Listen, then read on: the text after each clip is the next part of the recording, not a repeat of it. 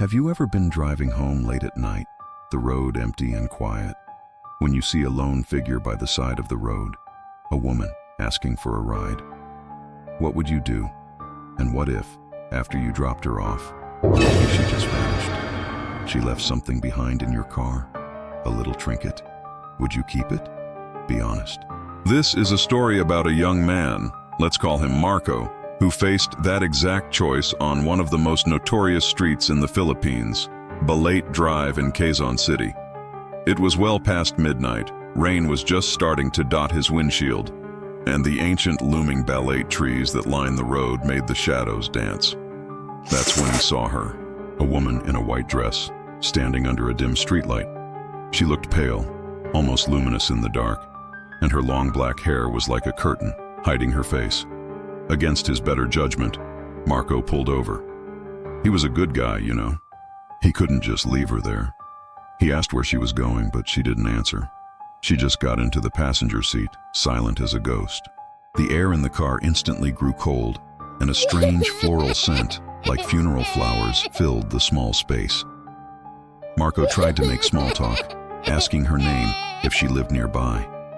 Nothing. Just silence. The only sound was the rhythmic thump of the windshield wipers and his own heart, which was starting to beat a little too fast. He drove for what felt like an eternity, maybe only 5 minutes.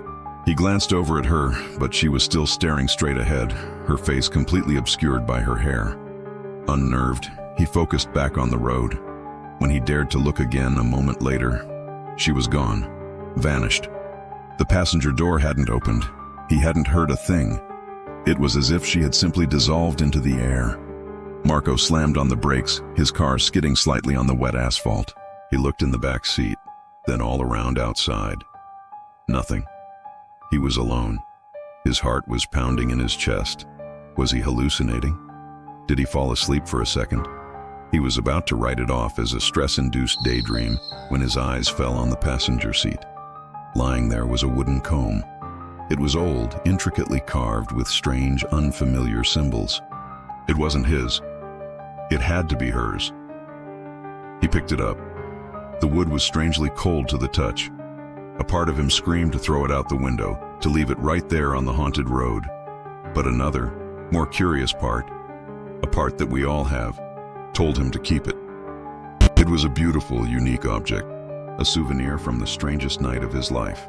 So, he slipped it into his pocket and drove home, trying to convince himself it was just a weird prank. That night, sleep didn't come easily. Just as he was starting to drift off, he heard a sound. A faint scratching. It seemed to come from the walls of his bedroom. Scratch, scratch, scratch.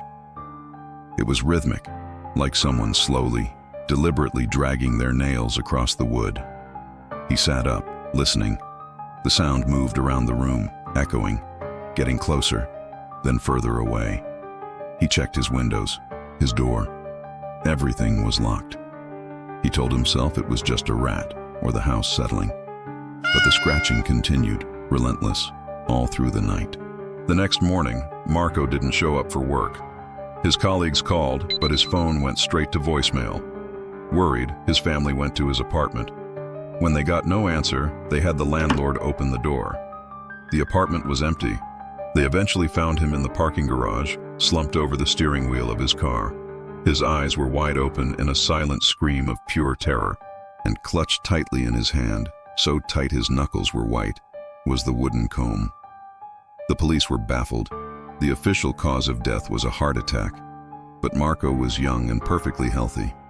There were no signs of a struggle, no forced entry. It made no sense. They took the comb as evidence, but found nothing unusual about it, aside from the strange carvings. Feeling it had no evidentiary value, and maybe a little spooked themselves, an officer decided to return it to where it was found. He drove back to Balete Drive and placed the comb at the base of a large Balete tree. For a week, things were quiet. The story became a piece of precinct lore. Then, another late-night patrol car was making its rounds on Balete Drive. The headlights swept across the road and the officers saw something glinting on the asphalt. They stopped to investigate. It was the comb, but this time it was different. It was stained with what looked unmistakably like fresh, dark blood, The legend says that comb is still out there, and so is she.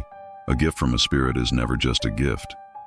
It's a connection, a piece of their story, their pain, their memory. Taking something that doesn't belong to you is one thing, but taking something from the dead, you're inviting them into your life. You're taking on a burden that isn't yours to carry, and some burdens are fatal. Some memories refuse to be forgotten, and they will scratch and claw their way into your world until you become a part of their story too. So if you ever find yourself on a dark, lonely road and you see her waiting, just keep driving. And if you see a comb lying on the ground, leave it be. Some things are better left lost. For more true stories from the shadows of the Philippines, the kind that linger long after the lights are on, make sure you follow and subscribe to our channel. Thank you for watching, and stay safe out there.